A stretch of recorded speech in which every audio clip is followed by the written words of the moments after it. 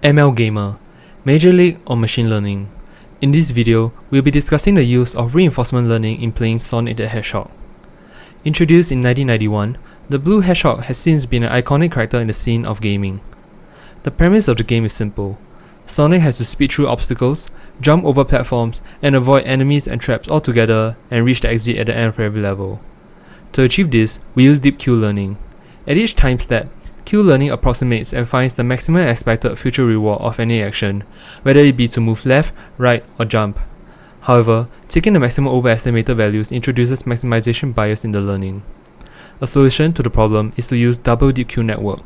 By using two independent Q value estimators to update one another, we can avoid the maximization bias. As Q learning has a maximization goal, the more we train, the more our Q value will increase. Now we take a look at our training results. With a training of just 5,000 time steps, the agent will constantly run forward and straight into enemies and die. This shows that there is insufficient training. When we increase the training to 50,000 time steps, we can see that the agent has made significant improvements and has progressed a lot further in the level.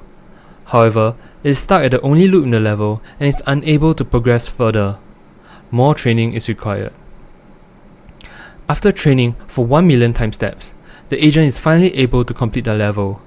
The video is showing a sped up side-by-side comparison between a human player and the agent. As can be seen in the comparison, the agent is only doing slightly worse than a normal player. Even so, the training has achieved some positive results.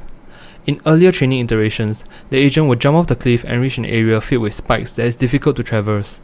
The placement of the spikes will require the agent to land accurately between the spikes in order to proceed. However, if we take a look at the upper right hand corner, after more training, the agent has learned to avoid the spike-filled path entirely by taking the upper path. When we plot a graph of the average X value over training time, we can see that as the training increases, the agent is able to progress further and further in the level. Now, we've shown how machine learning can be used to play a game. Would you like to take on the challenge?